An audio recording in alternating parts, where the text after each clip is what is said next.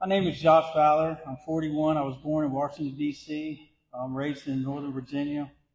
I quit school in the ninth grade and started working for my father's contracting business. Life was good, and I thought I had anything and everything I would ever need. I completely rejected the thought of there being a God. All I believed in is what I could see, and boy, was I blind. I had a really close-knit family, one older sister, one younger sister. We weren't raised around drugs or alcohol. We also weren't made to go to church. However, my father was a believer and even went to Christian school growing up. I think I went to church maybe 2 times as a small child, and me and my 2 sisters raised such a fit, we never went again. I loved the outdoors, hunting, fishing, consumed every spare moment I had. I loved sitting in the deer stand and watching and waiting for the perfect opportunity to bag a nice buck. I'd say between hunting, fishing, and working on classic cars and trucks, there wasn't anything else I was more passionate about. Well, that all changed in 2003 or 2004. I was framing houses and fell 2 stories to the ground. I waited weeks before going to the doctor, and when I finally went, he recommended painkillers. Little did I know they would become my favorite pastime. They now consumed and controlled my life. I wasn't even aware I was addicted until the doctor took me off of them, and that's when my life became unmanageable. I started forging prescriptions, stealing, lying, cheating. My family and friends no longer trusted me, and I started using heroin, crack, cocaine, or anything else that would fit in a syringe. Needless to say, trouble came along with this newfound life, and I started getting locked up in and out of jail and prison. I remember getting out April 16, 2013, swearing I'd never use again. But within a year, I was already strung back out on probation with warrants for my arrest and a stack of new charges to go along with the old ones. I got arrested again May 31st, 2014, and felt like I was going to die. I laid on a concrete floor in my cell and prayed like I had never prayed before. I prayed for a better life. I prayed to never be addicted to opiates again, and wouldn't you know it, by some miracle, I never consumed opiates again. I've been clean from opiates for over 10 years now, all because of that little prayer. However, I still do not truly recognize the power of prayer or the power of God. I went to prison in Virginia in 2014 and didn't get out until July 31st of 2018. And by that time, my father had bought a house in Princeton, Kentucky, where I decided to move when I got out. I got a job working for a roofing contractor where I actually stayed clean for about 8 months. I was clean for the 4 or 5 years while in prison, but it was at this time that I got introduced to meth. It was March 2019, the first time I used it. And I was arrested and still on probation from Virginia with over 10 years on the shelf. However, Virginia decided not to come and get me. At that time, I hadn't found a good enough reason to stop using, so I just continued doing what I knew. Something happened to me in December of 2019.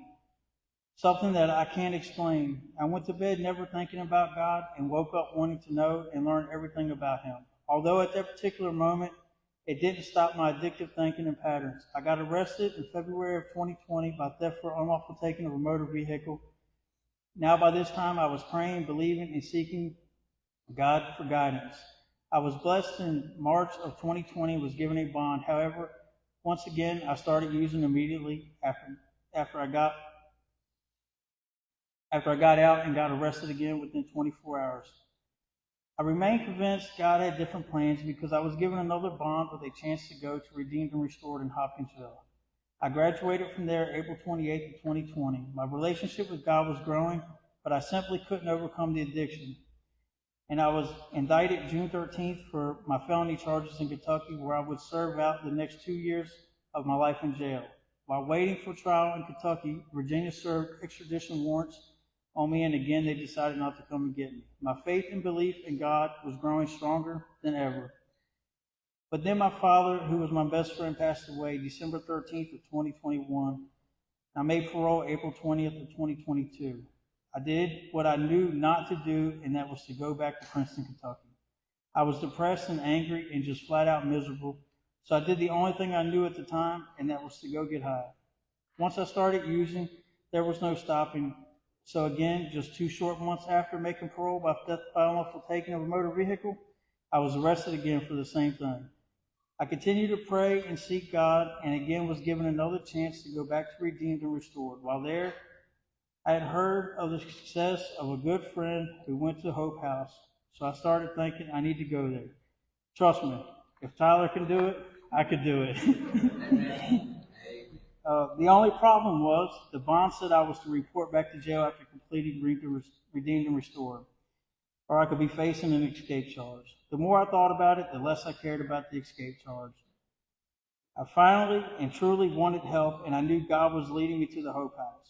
While I was at Redeemed and Restored, Jonathan Gillard drove down to meet me. I thought he was trying to oversell the place for real.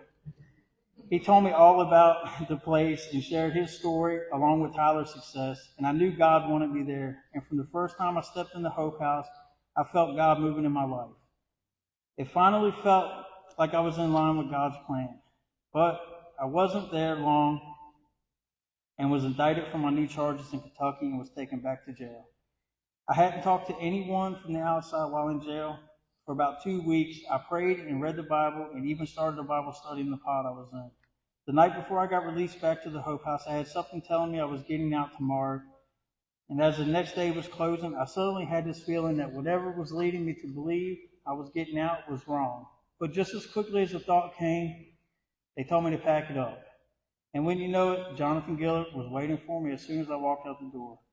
The love that Justin and Jonathan showed me and the work they put into getting me back would just be a small glimpse of what God would do through these two examples of God's love for us. While in the program, I was continuing court in Caldwell County. The best deal I could get was 10 years with no chance of shock probation or probating my time, which meant I was going to have to serve it all. Needless to say, every day was filled with the feeling of not knowing what tomorrow might bring. But unlike the past, this didn't stop me from pushing even harder. I was asked to be house manager along with Daniel Gross, who God has also shown his love through. I graduated from the program in July of 23 and went to court in August of 23, and still pretty much the same deal. When I got to court was delayed that day because my lawyer was in Trigg County. So I spoke with another lawyer who was familiar with me, and he had recognized the changes that were taking place in my life. So he took it upon himself to make a deal happen for me. So that day I signed a deal for 6 years, and I was honestly pretty content with the deal. Then just 2 weeks after signing the plea offer, I got pulled over here in Bowling Green with 2 extradition warrants for my arrest. So after all those other times not coming to pick me up, 4 years later, Virginia decides they're going to come get me. However, they let me return to the Hope House due to my upcoming sentencing in Caldwell County on November 7th. November came very quickly, and Justin and Jonathan came to court to support me. We had high hopes for me possibly getting probation, but the system would not go for it due to the 25 felony convictions on my record. And I was also on parole during the time of the new offense. God had different plans, though. After only 30 days in Caldwell County Jail, I was shocked out back to my home at Hope House. What a blessing. The problem was I still had Virginia hanging over my head. I was flown to Virginia for a probation violation that was 4 years old, but God wasn't finished. He wasn't done showing me how mighty, how sovereign, how gracious, how forgiving, and how loving He is. Don't get me wrong, it was horrible sitting in jail for 6 months, especially after working so hard to stay out. Every time I would get to a point of getting out, there would be another obstacle or roadblock that prevented me from getting out.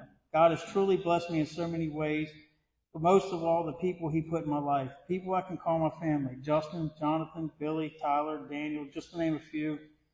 There's many more, but these guys stood by my side the entire time. And God worked through these men to encourage me to push through my thoughts when things got tough and to trust God. It was finally coming to an end. My brother in Christ, Billy, was paying my fines in Virginia so I could get out. Tyler drove to Virginia to get me, and wouldn't you know, they wouldn't let me go. Discouraged again, I got shipped to another county in which I was told I owed them 6 months of time. I was distraught and devastated, but it made me dig even deeper. It made me talk to God in a way I'd never talked to Him before. It made me pray harder and more earnestly, and when you know it, 2 weeks later, I was released and on my way back to the Hope House. My return was great, and the greeting was amazing. I returned to the Hope House as if I had never left. I resumed as house manager and went back to work at South State Contractors. This is a long way of saying that I really don't deserve this beautiful life God has rewarded me with, or the family I now have. The journey has been filled with ups and downs, anxiety and fear, but most of all, it was filled with God's gracious love. Hope House is simply a representation of God's love for us. It taught me how to live again. It taught me how to love again. And for that, I will be grateful for the Hope House and the people who were placed in my life.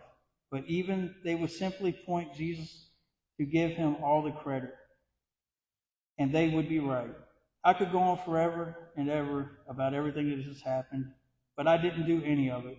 God did everything and provided me with this roadmap. And I'm so excited to see where this road leads. But the best part is this time, I don't have to walk alone. Thank you, and God bless.